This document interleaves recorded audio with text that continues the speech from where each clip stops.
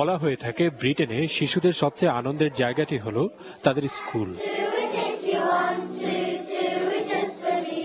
আনন্দহীন শিক্ষা যে শিক্ষা নয়, এটাই সবচেয়ে বড় সত্য ধরে নিয়ে এগিয়ে চলছে এখানকার শিক্ষা প্রতিষ্ঠানগুলো, বলছিলেন বাংলাদেশেরই সন্তান আলমগীর সাঈদ, যিনি 10 বছর ধরে শিক্ষকতা করে এখন লেস্টারশায়ারের বিখ্যাত বার্লি কমিউনিটি কলেজে কম্পিউটিং বিভাগের প্রধান, যিনি বাংলাদেশে পড়ালেখা করে এখন খুব কাছে থেকে দেখছেন তাদের সাথে আমাদের পার্থক্যটা আসলে কোথায়। এখানে ক্লাস সাইজ অনেক ছোট আর কি। আমাদের এখানে এক একটা ক্লাস সাইজে প্রায় 20 থেকে 27 জনের মতো স্টুডেন্ট থাকে।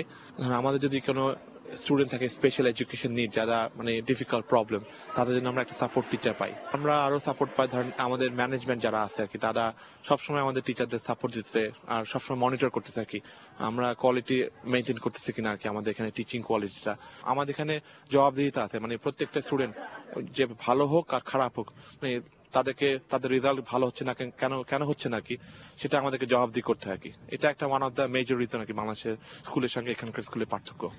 শিক্ষার্থী সে যে মানেরই হোক, এখানকার শেখানোর প্রক্রিয়াটি যেন কাউকে পিছিয়ে থাকতে দেয় না। আর একটা মেজর জিনিস, আমাদের দেশে যে এডুকেশন সিস্টেমটা মোরলি পুঁথিগত বিদ্যার উপর বেস আর কি। সবকিছু বইয়ের উত্তর হইতে হবে, এখানে হইতে হবে, কিন্তু এখানে আমাদের তেমন বইটই নেই, সব প্র্যাকটিক্যাল। বাংলাদেশের কোশ্চেন গুলো সাধারণত ধরেন যে আগের বছর কোনটা আসছে, তার আগের বছর কোনটা আসছে, স্টুডেন্টরা একটা মোটামুটি একটা আইডিয়া করে ফেলতে পারে যে হ্যাঁ এই কোশ্চেনটা এই বছর আসবে। এখানে এটা কোনো আইডিয়া করার কোনো স্কোপ নেই।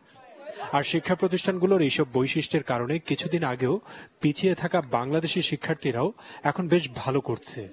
এখন গত 2 বছর তো তাদের একটা ম্যাসিভ ইমপ্রুভমেন্ট হয়েছে আর কি। আগে যেমন ধরেন ছেলেমেয়েরা জিসিএসসি পরীক্ষার পরে আর মানে পড়তে চাইতো না, মানে যেটা বাংলাদেশে এসএসসি পরীক্ষা।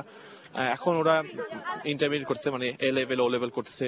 অনেক ছাত্র আছে ধরেন আউট অফ 50%, ধরেন অ্যাবাউট 30% ইউনিভার্সিটি যাচ্ছে। সহজভাবে বলা যায় এদেশের শিক্ষা প্রতিষ্ঠানগুলোতে বেশি থাকে সব ধরনের সুযোগ সুবিধা, আর বাংলাদেশের শিক্ষা প্রতিষ্ঠানে বেশি থাকে শিক্ষার্থীর সংখ্যা। তবে শুধুমাত্র সুযোগ সুবিধা দিয়েই নয়, ব্রিটিশরা